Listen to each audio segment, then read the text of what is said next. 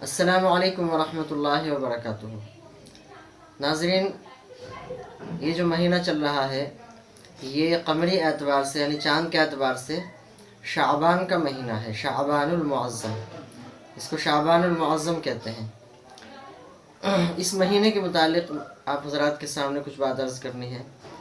اس مہینے کے بڑے فضائل ہیں اور اس مہینے کے بارے میں حضور پاک صلی اللہ علیہ وسلم نے ارشاد فرمایا، جس کا مفہوم ہے کہ شعبان میرا مہینہ ہے اور رمضان اللہ کا مہینہ ہے۔ تو یہ شعبان کا مہینہ اللہ کے نبی صلی اللہ علیہ وسلم اس کو اپنا مہینہ ارشاد فرما رہے ہیں۔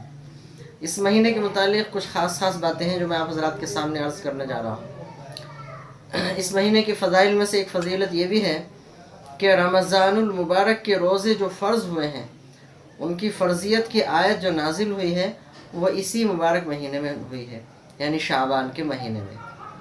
دوسری فضیلت یہ ہے کہ آپ صلی اللہ علیہ وسلم کی بیویوں میں سے حضرت حفصہ رضی اللہ تعالی عنہ، جو کہ حضرت عمر فاروق رضی اللہ عنہ کی بیٹی ہیں، ان سے جو آپ صلی اللہ علیہ وسلم کا نکاح ہوا وہ اسی شعبان کے مہینے میں ہوا۔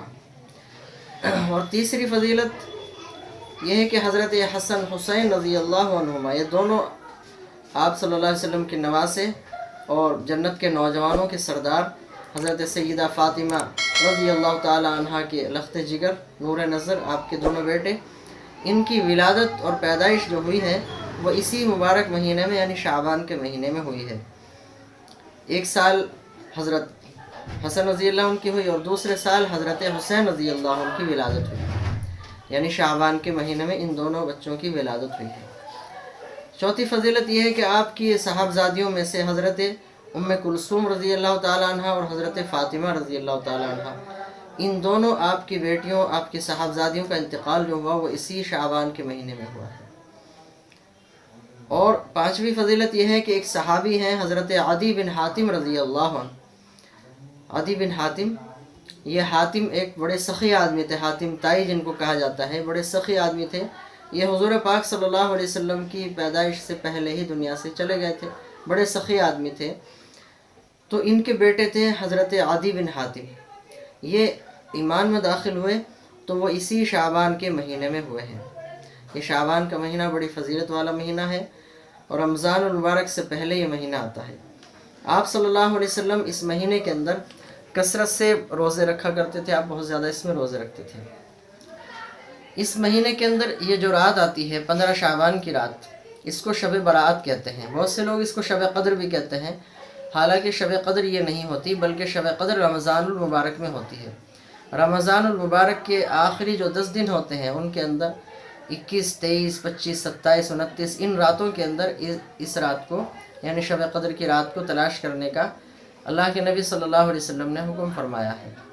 اور وہ رات ایسی ہے کہ 1000 مہینوں سے زیادہ اس کی عبادت کا ثواب ہے۔ لیکن یہ جو 15 شعبان کی رات ہے یہ وہ رات نہیں ہے، اس کو شب برات کہتے ہیں۔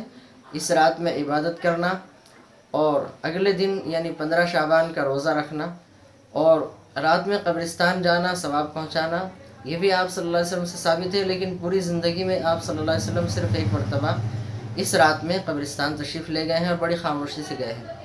تو اس رات میں جیسے کہ لوگوں کی عادت ہے کہ ایک میلے کی شکل میں جانا اور وہاں جا کر چاٹ کھانا، پکوڑی کھانا اور یہاں سے ٹٹا کرنا، پٹاخے چھڑانا، یہ سب بیکار کی باتیں ہیں، سب خرافات ہیں، ان سے بچنا چاہیے۔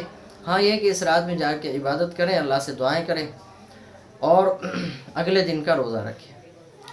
اللہ تبارک و تعالی ہم سب کو نیک عمل کی توفیق عطا فرمائے۔ السلام علیکم ورحمۃ اللہ وبرکاتہ۔